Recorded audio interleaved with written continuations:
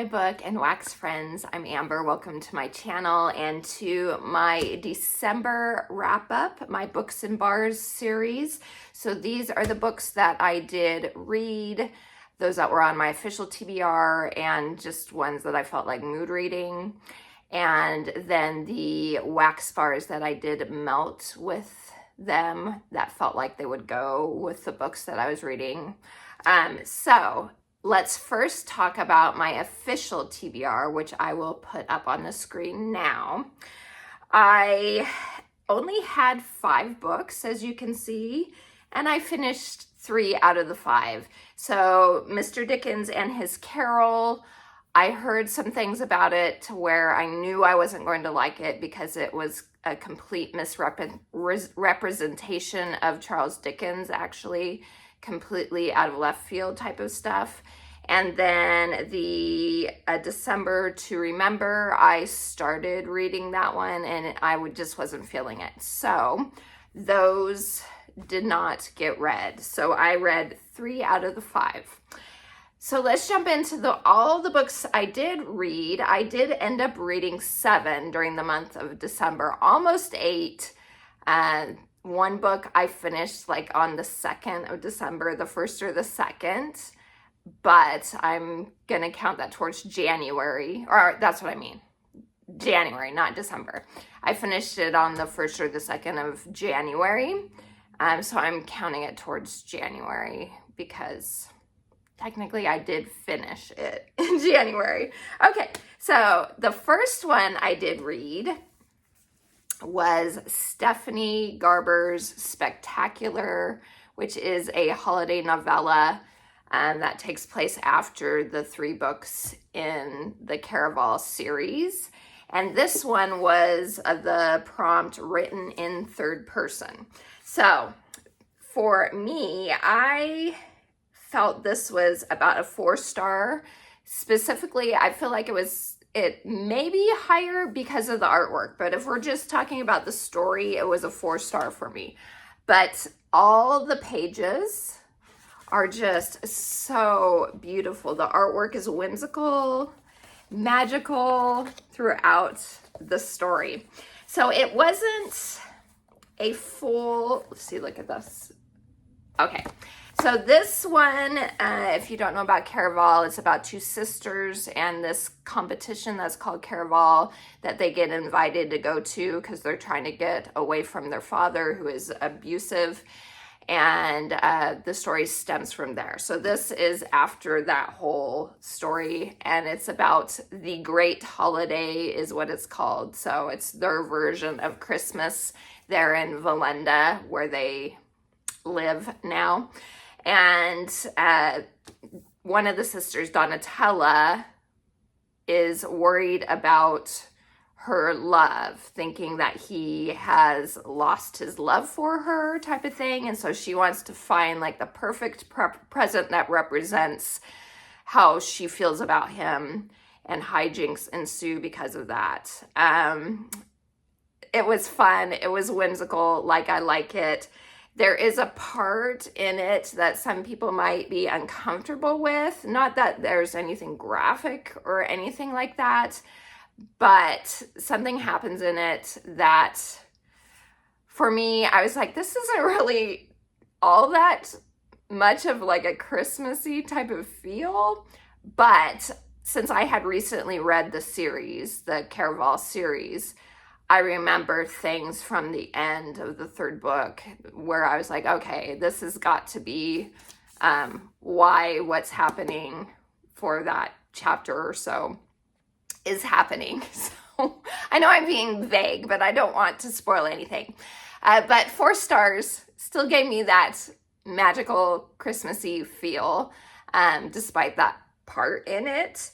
And this, especially the ending, had me crossing my fingers and hoping that we are going to get another type of novella soon that takes place in the Once Upon a Broken Heart world because of the conversation that the characters have at the end of this. So I'm crossing my fingers that we get that one, because I'll be like over the moon if that's the case. So spectacular. Oh, and then the bars, the wax that I used for each of the books will be at the end. And so all of this will have timestamps for you, just so you know.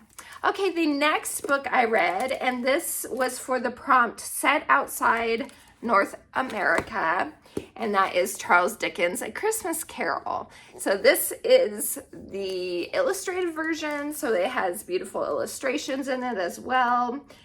Very, very pretty illustrations. So I gave this a 4.5 stars. Super familiar with the story, obviously. I've watched many movie about this book. So I was curious to see how different this was going to be from all those iterations of movies.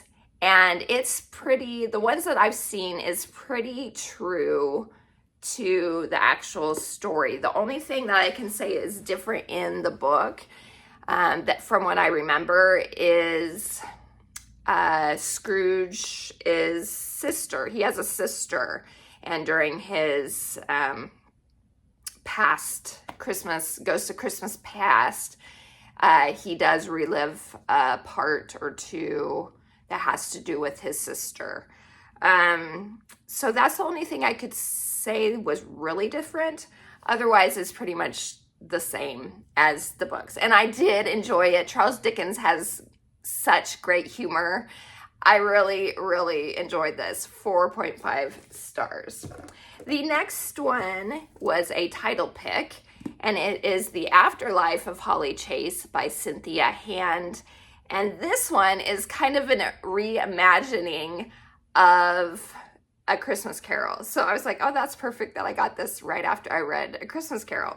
So this is about a girl named Holly, and she gets visited by the ghosts of Christmas, like Scrooge does in A Christmas Carol, because she's selfish and terrible, and she's like in her late teens, I would say. She comes from a rich family. Her mother passes away when she is younger, and then her stepmother, who her father marries, he's in the like movie industry. He marries this lady who kind of is selfish and all about material stuff and getting ahead and not worrying about anyone else. And so since he helped to raise Holly, she ends up kind of imitating her.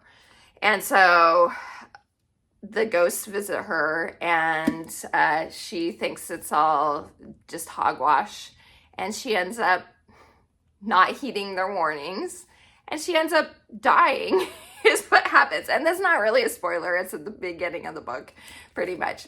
And so she ends up dying, and she ends up going to this place. She doesn't go to heaven or anything like that. She ends up kind of in like an in-between afterlife type of thing, where she now has to work for the company.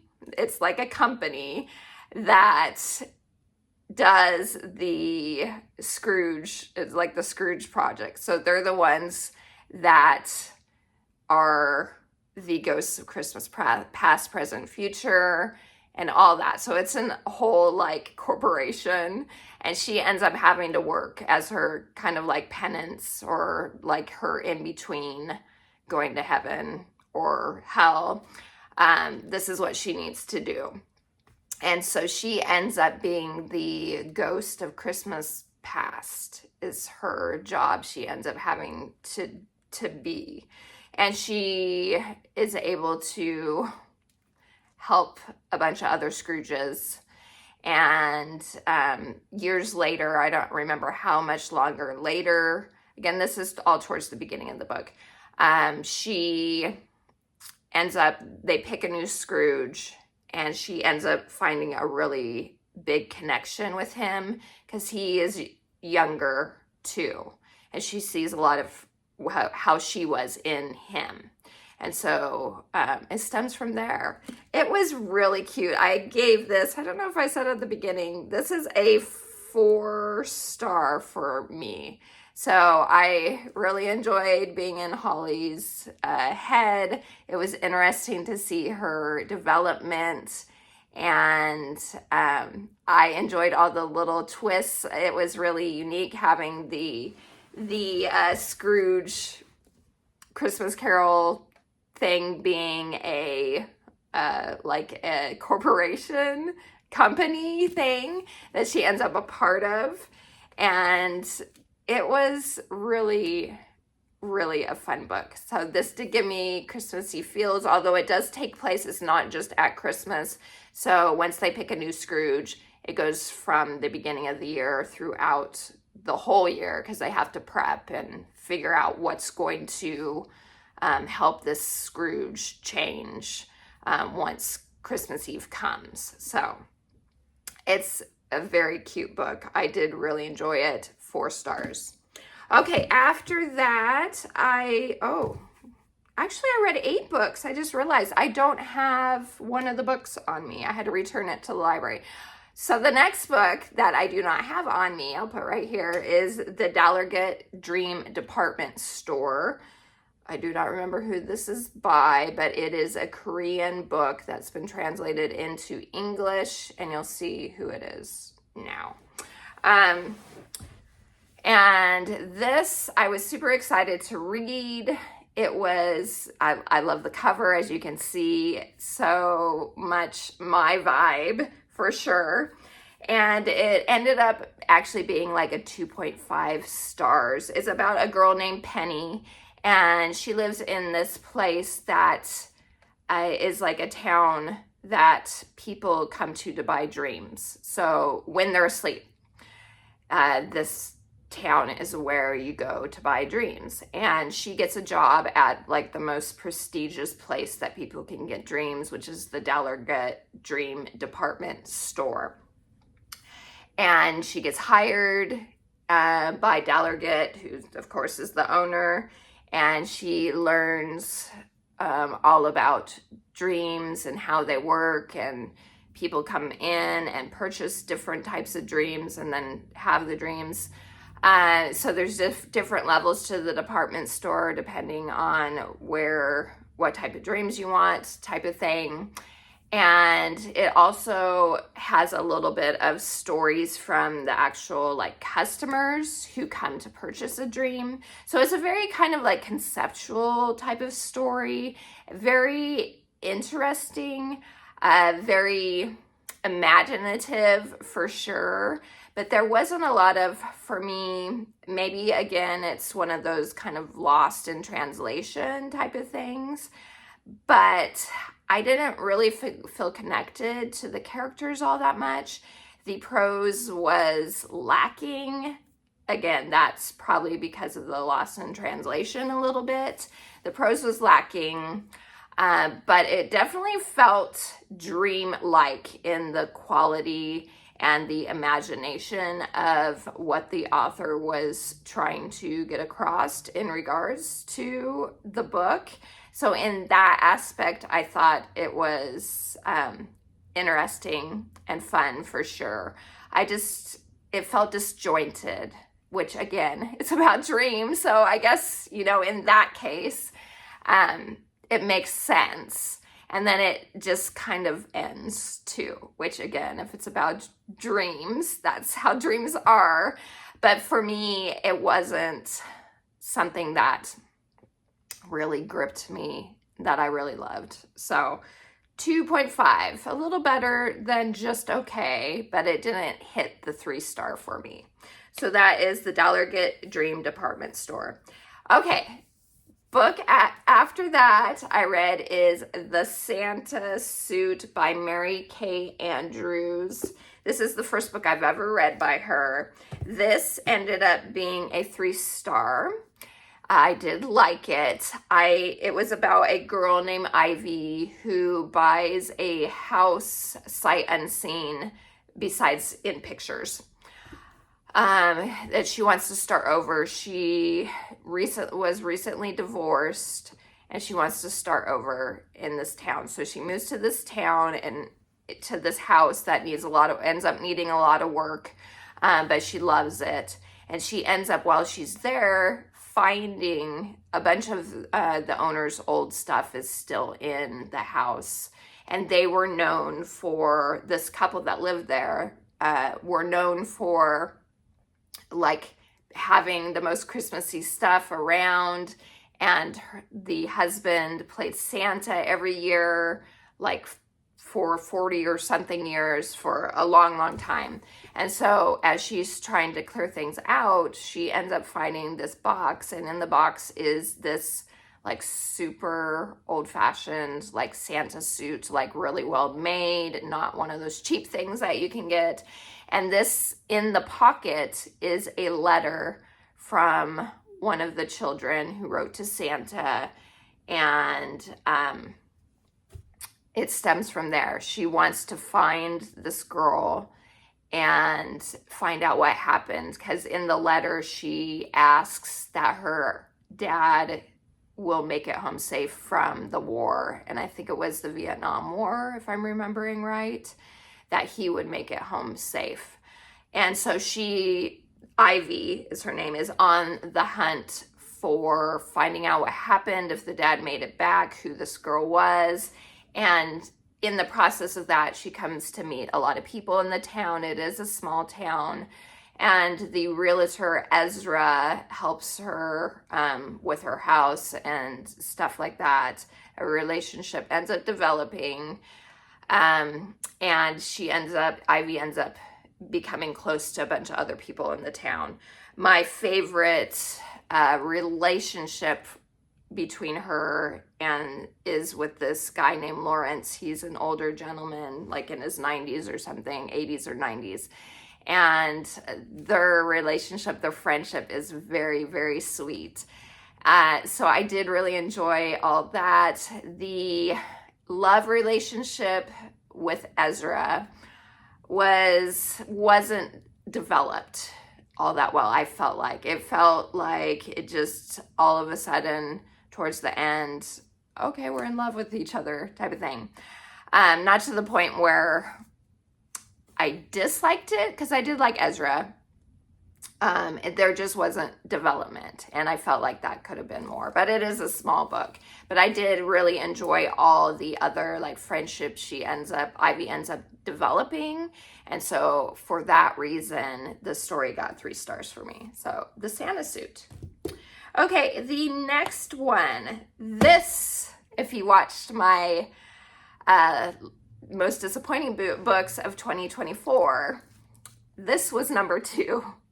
The Kingdom of Sweets by Erica Johansson. This is a reimagining of the Nutcracker. So you would think it would be Christmassy. It's not Christmassy. Honestly, this felt like maybe I would have enjoyed it a little more if I had read it around Halloween time, honestly. It has some parts in the book that do take place on Christmas, but it's not what I would consider a book that gives you those Christmassy, loving, light feelings. It's a dark book, and it's a fantasy or historical fantasy about 2 sisters. They're twins, Clara and Natasha, and you are in Natasha. It's from her point of view. When they are born, they're born on Christmas. They end up getting blessed/cursed by Godfather. He's called the Godfather, but he's not really their Godfather, but he's kind of like a mob boss almost type of Godfather, Drosselmeyer. And he blesses Clara and curses Natasha. So one ends up like beautiful and light and gets everything she wants. And the other one, Natasha, is always a shadow of her sister, not very attractive at all, and just in the background, forgotten, and seen as being cursed because of what happened when they were babies. So that's where it starts. And so it's about their relationship.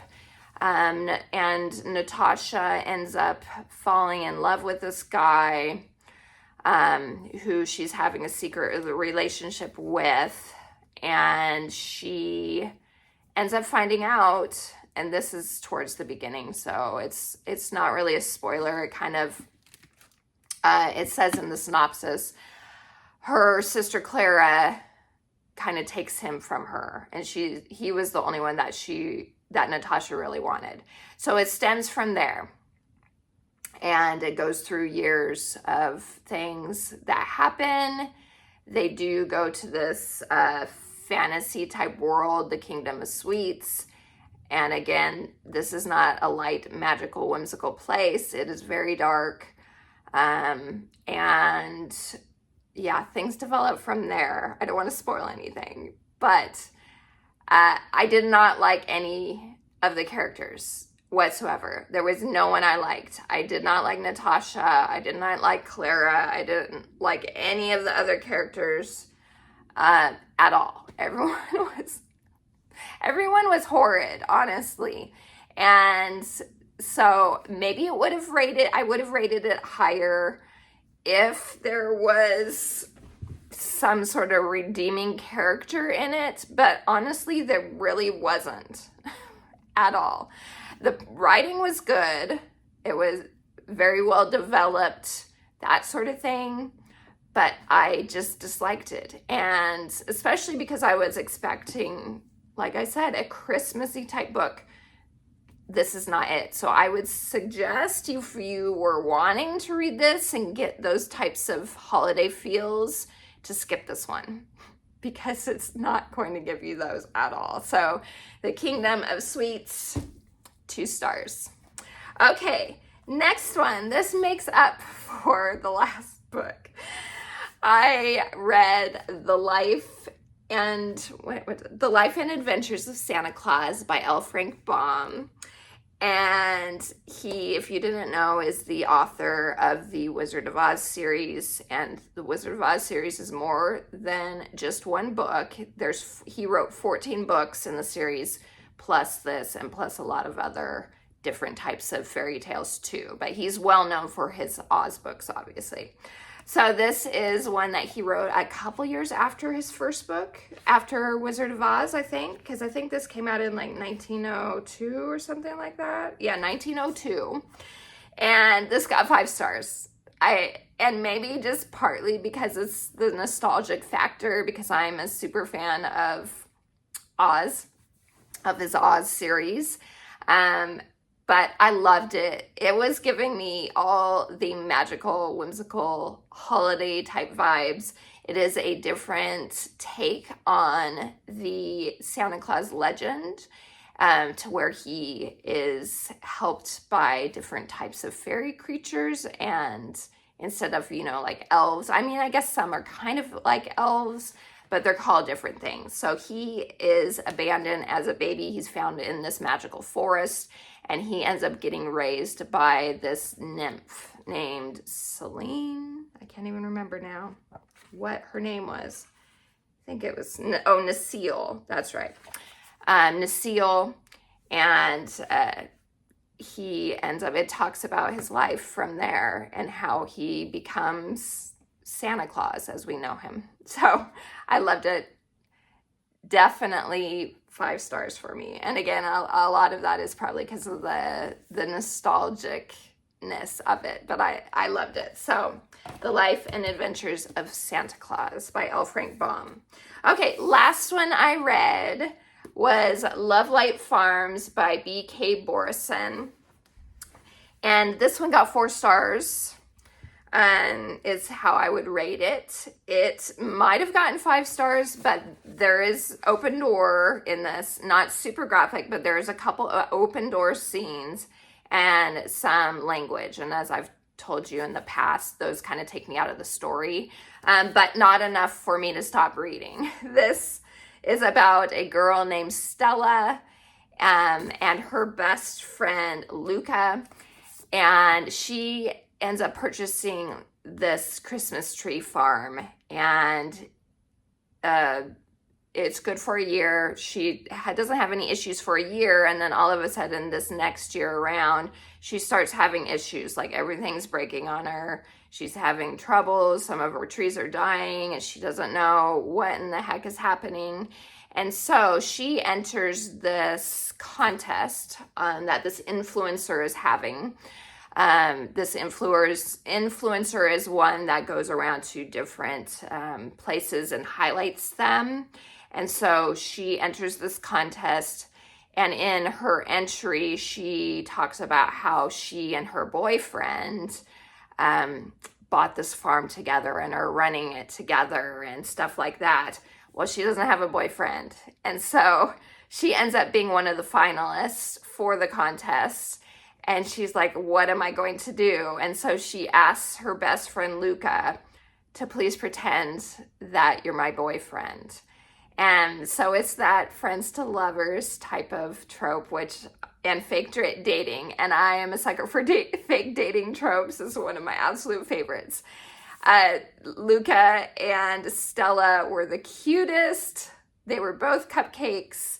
I loved their relationship, their friendship. It was so cute. I love the extra characters too in the cast. We had Beckett and Layla.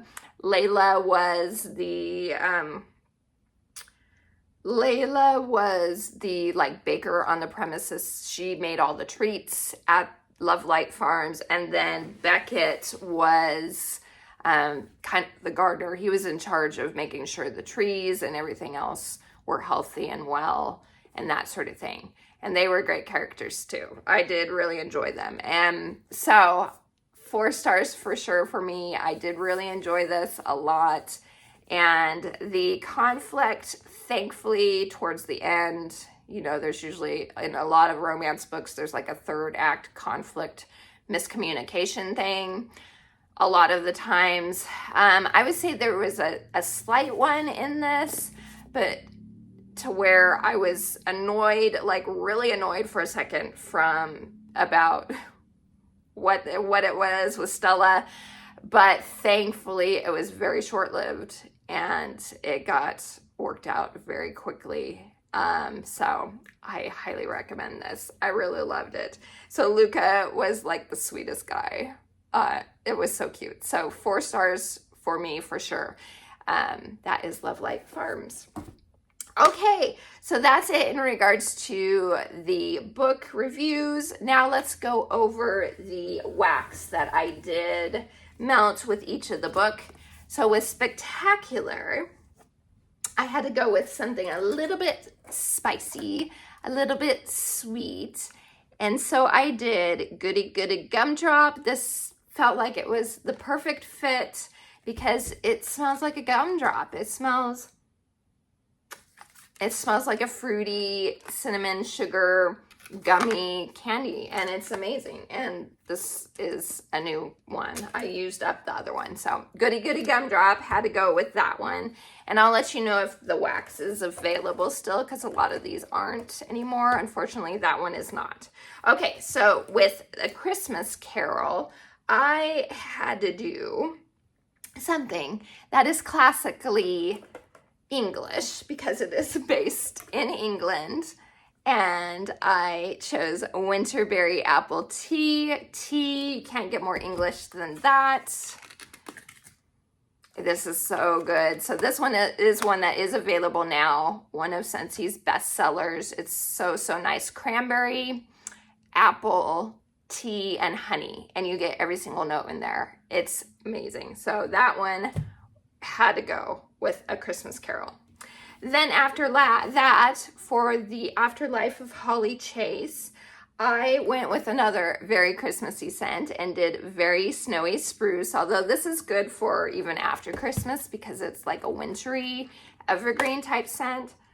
So this is a mixture of evergreen type notes, but there's like a coziness to it too. There's amber in this, there's spruce, there's cedar, and balsam, I think is everything. And this, I love it. This is my favorite Christmas tree scent. And for another version of A Christmas Carol, I felt like this needed to be melted for sure. So very snowy spruce. Then for the Dallergut, is that my next one? Yeah, the Dallergut Dream Department Store. How could I not go with this one? It is Jammy Time. So this is in the catalog now as well. This is like a year-round scent, knock on wood. One of my absolute favorite like bedroom type of scents. This is freesia, lavender, and jasmine, I think. If I'm remembering right, I could be completely wrong, but I know it does have freesia and lavender in it. Very soothing, great scent. I adore this scent. If you're looking for a really good like lavender bedroom scent, that one's great. It's not like overly soapy, because some lavender can be soapy. It's not overly herbal to my nose either. It's a nice balance with those other notes in it. Then we have for the Santa suit is the next one.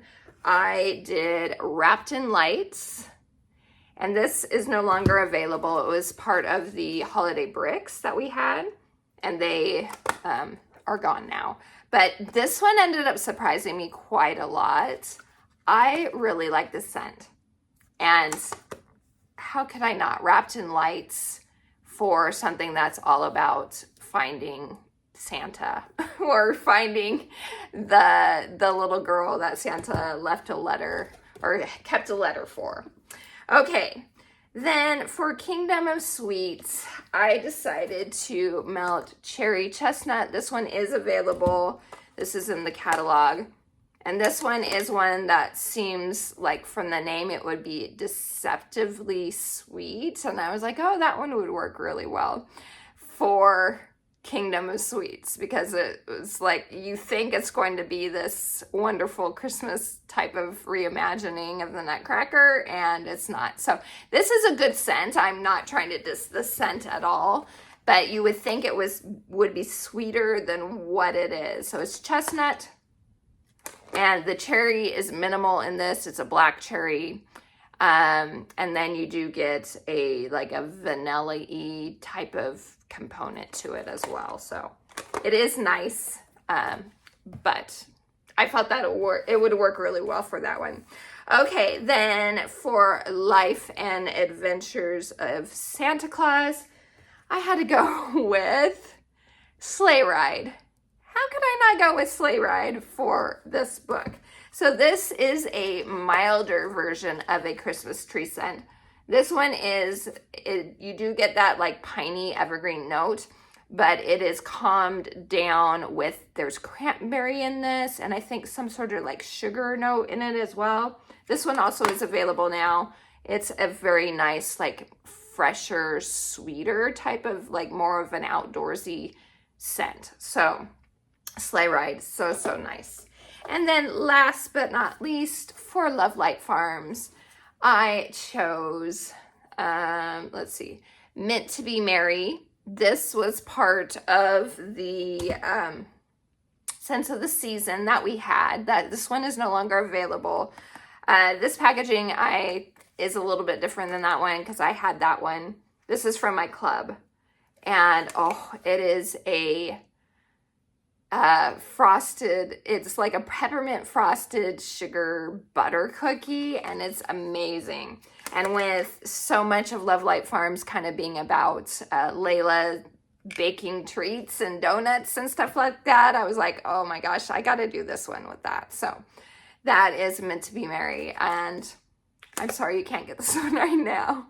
Hopefully it'll make it into the catalog this coming fall, winter. Hopefully it will, because it's amazing. I love it so much. So that's it, you guys. That is my wrap up for December. What did you read in December? Let me know. What did you melt? What were some favorite home fragrances that you used in December? Let me know that as well. And yeah, have you read any of these, and what are your thoughts? I want to know all the things. Thank you so much for spending some time with me. I appreciate all of you. Please like and subscribe for more book and home fragrance content. And until next time, TTFN. Ta-ta for now.